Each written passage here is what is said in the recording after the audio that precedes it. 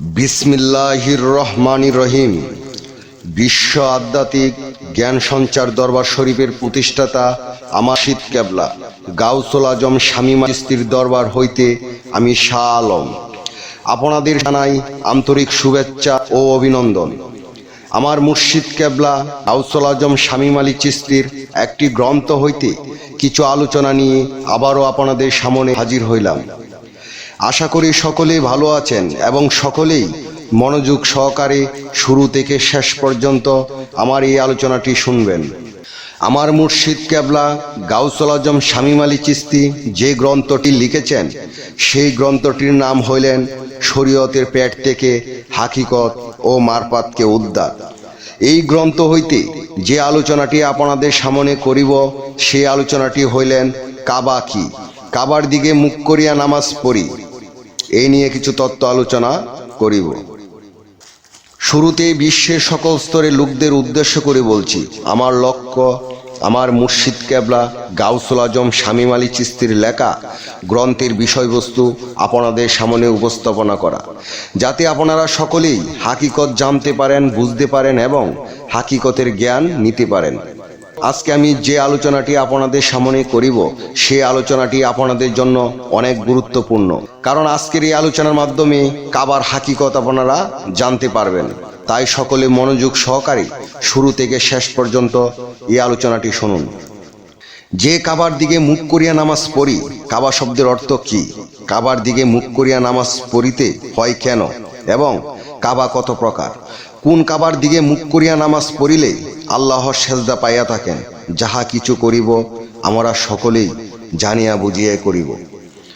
যদি আমরা বলি আরব দেশে যে কাবাটি কালো কাপড় দ্বারা ঢাকিয়া আছে তাহার দিকে মুখ ঘুরাইয়া নামাজ পড়িলে সেই নামাজের সেজদাটি আল্লাহ পাইয়া থাকেন। আমি শাহ আলম বলতে চাই, আরবের কাবার দিকে মুখ করিয়া নামাজ পড়িলে আল্লাহ কেমন করে সেজদা পাই? সেজদা তো শুধু আল্লাহ তাআলা পাবেন। আলাকুল্লে শাইন কাদির, আল্লাহ তো সর্ব জায়গায় বিরাজমান, তাহলে সর্ব জায়গায় সেজদা করিব। যদি আরো বলি আলাকুল্লে শাইন মুহিত, আল্লাহ সর্বময় বিরাজিত, তাহলে সর্বদিকেই প্রিয়া সেজদা করিব। তবুও তো আল্লাহ আমার আপনার সেজদা পাইল। কাবার দিকে সেজদা করিলে আল্লাহ পাই কি করে? আল্লাহ কি বলে আছেন কোথাও যে আল্লাহ আরবের কাবার ভিতরে আছেন? কেউ কি বলতে পারিবে যে আরবের কাবায় আল্লাহ আছেন? পৃথিবীর মধ্যে এমন কেউ বলিতে পারিবে না। যদি কেউ পারেন আমাকে দেখাইয়া দিয়া যাবেন। এখন আসি, কাবা কত প্রকার এবং কি কি? কাবার শব্দের অর্থ কি? কাবা শব্দের অর্থ যদি সুন্দর বস্তু হয় তাহলে কালো কাপড় দ্বারা ঢাকিয়া রাখা হইয়াছে, তাহা এমন কি সুন্দর। তাহলে কাবা কয় প্রকার? একটি খলিল কাবা, যাহা ইব্রাহিম খলিলুল্লাহকে নির্মাণ করিতে বলা হইয়াছিল। দ্বিতীয়টির নাম জলিল কাবা, যে কাবাটি আল্লাহ নিজে তৈরি করিয়া সেই কাবার ভিতরে অবস্থান করিয়া থাকেন। সেই কাবার দিকে কেউ যদি মুখ করিয়া সাজদা করে, সেই সাজদাটি একমাত্র আল্লাহ পাইয়া থাকেন। সেই কাবাটি কোথায় এবং দেখতে কেমন? আল্লাহ বলেছেন, আমি জলিল কাবায় থাকি। সেই কাবাটি হলো শ্রেষ্ঠ। সেই কাবাটির চেয়ে সুন্দর আর কোনো বস্তু বানাই নাই। সেই কাবাটি হলো মুমিনের কাল্ব। তাই বলি, মুমিন সাজলে হবে না। আমার দোস্ত রাসূলের চরিত্র যার মধ্যে আছে, শিক্ষা আছে, সেই মুমিন হয় আমার ঘর। আমি সেই জীবিত কাবার মুখ দিয়ে কথা বলি, আমি শিক্ষা দিয়ে থাকি, তাহলে জলিল কাবা হয় জীবিত কাবা। শিখতে পারে এবং শিখাইতে পারে, সমস্ত কিছু করিতে পারে। বেলায়েতের যুগে কামেল পীর আউলিয়ায় হয় আমার জলিল কাবা। সেই কাবাতে বা সেই কাবার দিকে কেউ যদি সাজদা করে, সেই সাজদাটি আল্লাহ পাইয়া গেলেন। কোন সাজদাগুলো হারাম এবং কোন সাজদাগুলো শিরিক হবে?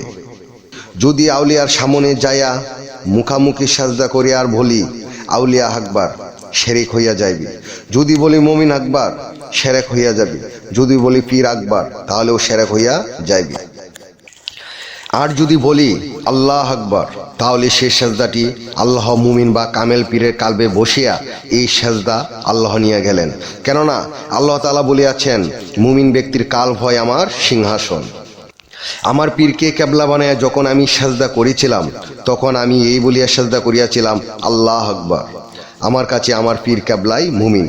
তখনই সেই সাজদাটি আল্লাহ পাইলেন। কারণ মুর্শিদের রূপ হয় রাসূলের রূপ, আর রাসূলের রূপই হয় আল্লাহর রূপ। আমার মুর্শিদ হয় আমার জলিল কাবা। আমরা কাবাকে সাজদা করি না, তবে কাবাকে কেন্দ্র করিয়াই আমরা আল্লাহকে সাজদা করি। ঠিক তেমনি আমরা মুমিনকে সাজদা করি না, আল্লাহকেই করি। তাহলে কোন কাবাটি শ্রেষ্ঠ হয়? কাবা শব্দের অর্থ যদি সুন্দর বস্তু হয়, তবে আরব দেশে কলিল কাবা নামে জানি কালো কাপড় দ্বারা ঢাকিয়া রাখা হইয়াছে। এর মধ্যে কি সুন্দর লুকায় আছে। মুমিন একজন মানুষ। আল্লাহ বলিয়াছেন, মানুষের চেয়ে সুন্দর কোনো বস্তু আমি পৃথিবীতে আর কিছু বানাই নাই। যে মানুষটি পবিত্র বা আমার বন্ধুতে পরিণত হয়, সে কাবার রূপ ধরে আমি এই মুমিনের কালবে বসিয়া থাকি, অর্থাৎ সেই মুমিনের রূপ ধরে আমি বসিয়া থাকি। মুর্শিদ রূপে আল্লাহ সকলকে আসল নকল কাবা চিনবার তৌফিক দান করুন। আমার মুর্শিদ কেবলা গাউসুল আজম শামীম আলী চিশতির গ্রন্থের যে আলোচনাটি আপনাদের সামনে করেছি, আপনাদের কাছে কতটুকু ভালো লেগেছে? যদি ভালো লেগে থাকে তাহলে আমাদের এই চ্যানেলটি সাবস্ক্রাইব করে দিন। সামনে ভালো ভালো আলোচনাগুলো পেয়ে যাবেন। এবং আপনারা কি ধরনের আলোচনা চান আমাদেরকে কমেন্টে জানাবেন। আমরা চেষ্টা করিব আপনাদের পছন্দ মতো আলোচনা নিয়ে আসতে। আমার এই আলোচনাটি করতে যায় কথা ভাষা ছন্দে যদি কোনো ভুল হইয়া থাকে, সকলে আমাকে ক্ষমা ও সুন্দর দৃষ্টিতে দেখবেন। সকলে আমার জন্য দোয়া করিবেন, আমি যেন আমার মুর্শিদ কেবলা গাউসুল আজম শামীম আলী চিশতির গ্রন্থের সকল আলোচনাগুলো নিয়ে আসতে পারি এবং আপনাদের সামনে শোনাইতে পারি। সর্বশেষে একটি কথা বলতে চাই, সকলের চরণে হাত রেখে যে আল্লাহ গোপনেরও গোপন, সেই গোপনকে পাইতে হলে একজন কামেল মুর্শিদের কাছে যাইয়া বায়াত গ্রহণ করে সেই গোপন ইবাদত ও গোপন সাধনার মাধ্যমে আল্লাহকে লাভ করিতে হবে। সকলেই ভালো থাকবেন, সুস্থ থাকবেন। আল্লাহ হাফেজ।